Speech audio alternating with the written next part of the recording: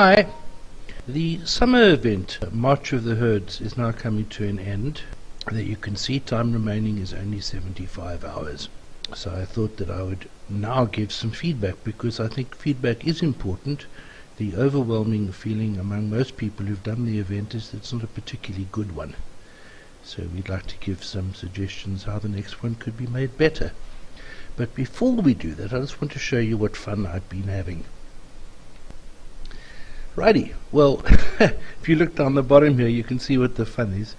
I've got to the end of the chapter 10, which is called Sorcerers and Dragons. And of course, the reason they call it Sorcerers and Dragons is because it just drags on and on and on. Okay, well, now I'm in the Halflings chapter, you see, and I'm having a bit of fun here, because I want to remind you of a comment that Timon made. His comment was that the developers give you hints about the guest races, and you should follow their hints, because they've run simulations on typical cities, and they have an idea of how many of these buildings and those buildings and the other buildings you're going to need to finish a guest race chapter effectively. So what Timon said is, if they ask you to build X of this and Y of that kind of building, do it, because that is the hint. That's what you need. Now, I know, because I've seen the quest list. There's a quest list that MyCan puts out for Halflings. I'm late getting here, by the way, but I'm a very sort of dithery kind of player.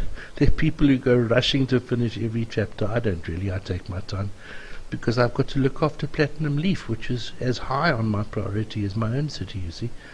So anyway, MyCon put out, in his guide, he put out a list of the chapter quests for Halflings chapter 11, and you are going to need 15 fields. Halflings farms, I've put in 4 of them, and I've calculated you can get 1, 2, 3, 4 fields, 5, 6, 7, 8 when this building is gone, and I get rid of this junk from the event out of the way.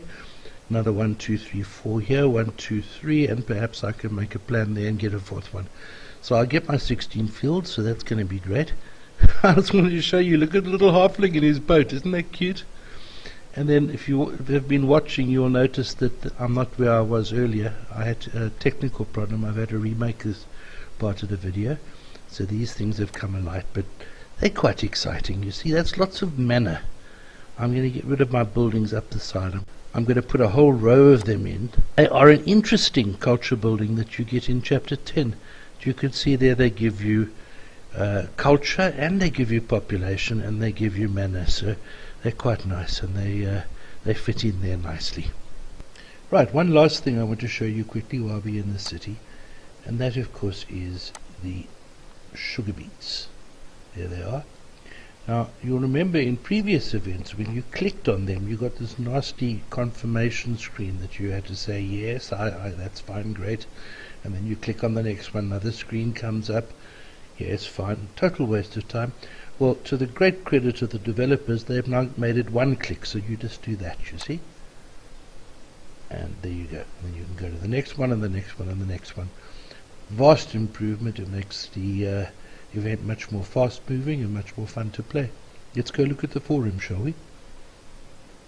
Right, we have threads on the English forum and on the US forum in which we've asked people to give feedback. It's a thread I put here, and I put in a little questionnaire. Now I must say, people didn't realize you can actually answer to more than one question, so the numbers don't add up to 100%, but I think you will see that quite a lot of people didn't like it, and some of them who voted here also would have voted there as well. More than half of the people who responded said they couldn't finish the event, and quite a lot of people said it was boring. First impression. The first 14 quests gave the newcomers to the game coins, supplies and goods, as well as the sugar beets. Well, that's good. I don't know why they don't give it further down in the event, because newcomers always need coins, they always need supplies and goods, particularly in the daily quests, to give usable things. Okay, the daily quests, there we go, they were very good. The amounts were very small. Get 1 knowledge point, get 100 coins, 1,000 coins, whatever. Very, very nice. You could do all those feeding quests without any problems at all, any level players. So full marks to the design team on that. They got that right. The consecutive quests, I'm afraid to say, they did not get right. Encouraging things there, but there are some aspects of the consecutive quests that are really just undoable. One of my players on Platinum Leaf got this answer back from support.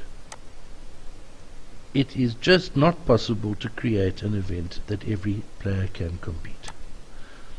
Well, I'm not going to say much other than the fact that they're going to lose players if that is the attitude.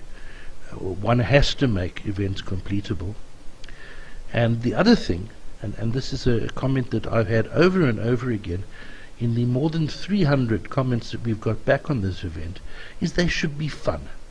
And very, very, very few people enjoyed this quest. It was a pain. It was just doing the same thing over and over and over again, and costing lots and lots of materials. So I think the design team might think about trying to make them more fun in future. The event buildings, well, there are two things here. If you are a beginner, then the event buildings are great. They allow you to get things that you couldn't get in your own stores. They're not very much good for advanced players because we need mana.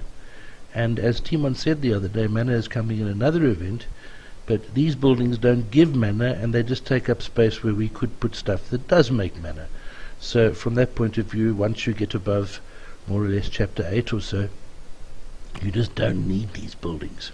The next one, the special fighting buildings that increase your troops' strength.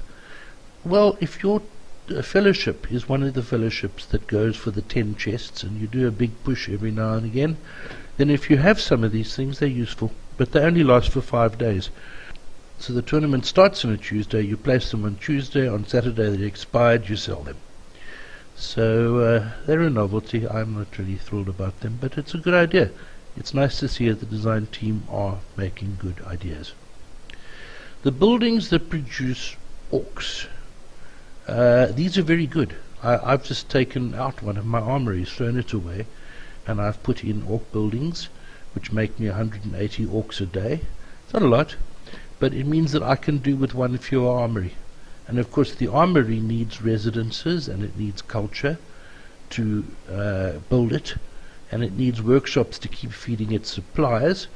So in fact, if you can get rid of an armory, you could get rid of a house or two and a culture building and a workshop. So that's nice.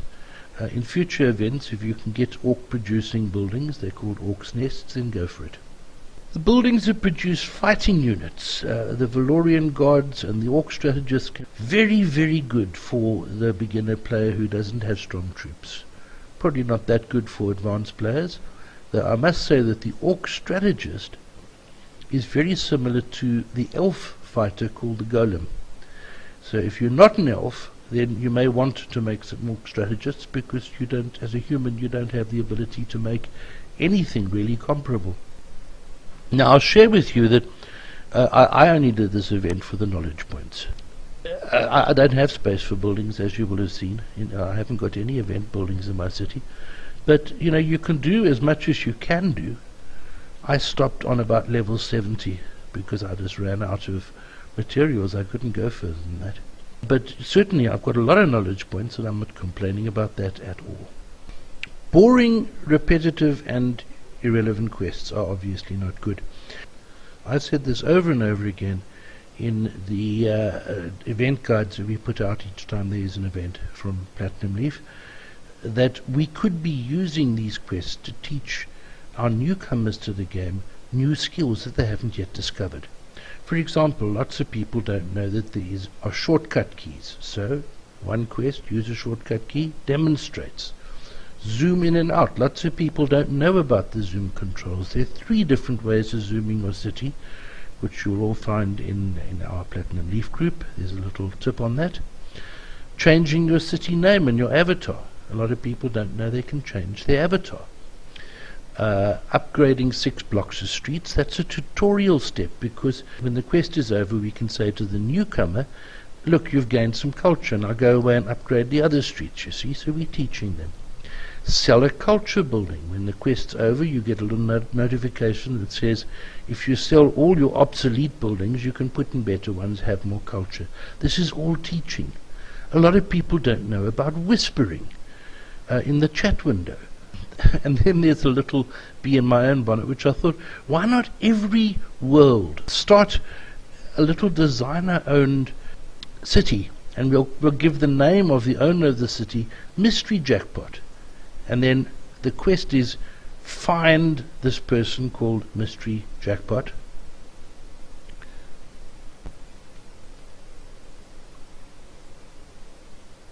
So you would have to go there, and then you would have to type in Mystery Jackpot, and then that would take you to this person's city. Then when you're there, there's a jackpot building that you would click, just like you click anybody's building when you visit, and it sort of spins a wheel, and the next thing you can get a very massive prize or just a very silly little prize. That would bring some fun into the event, and it would teach people how to find a player, which many of the newcomers don't know how. This is what I would like to see, and I can't see any reason why it can't be done. Other kinds of quests, Timon has said, let's trade more. So how about place some trades, accept trades, give trades, fellowships. Why not visit some fellowship members? Map relationships, visit so many people on the map. Create so many spells, cast so many spells, collect some sugar beet, use some candy. You know, all of these things would make it relevant. At the moment, it's just make 150 power of provision spells, upgrade a level 1 building to level 2, blah, blah, blah, blah, blah. Really, it could be much better, honestly. Now, here we come to things that need to be fixed before the next event. This is the big one. The pay XXX goods.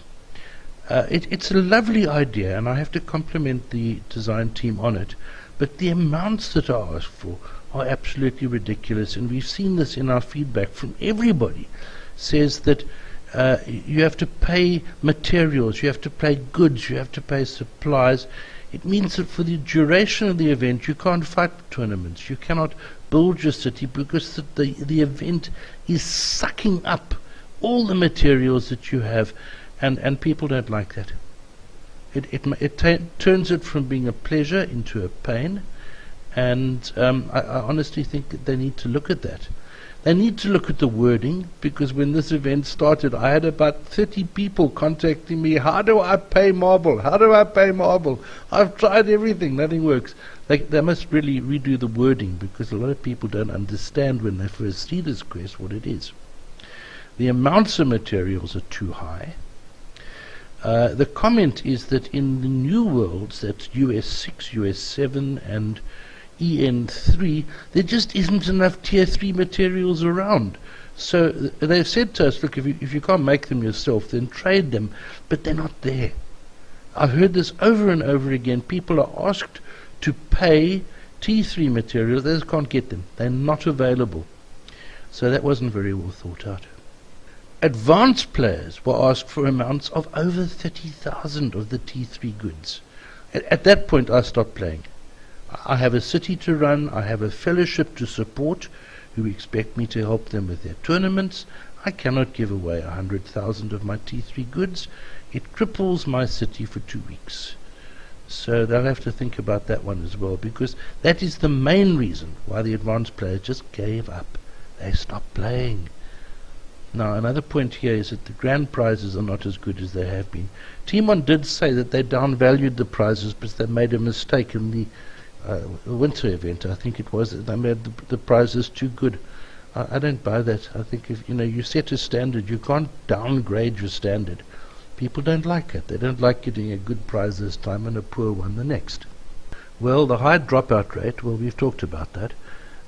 They've got to do something about that, because I would think that 80% of people playing the game should finish the event. If you don't get 80%, it's not a good enough event. I'm going to give you a URL at the bottom to a thread that we have in Platinum Leaf if you want to go and look. I've got over 200 comments there, and about 95% of them didn't really like the event and felt that it could be improved. This is a good comment, I thought. 3 points being made here. There is a very small chance of getting the third prize, and most of the advanced players dropped out after the second. Higher level players need orcs, mana, and divine seeds in Chapter 11. We are packing our cities with buildings that will produce mana.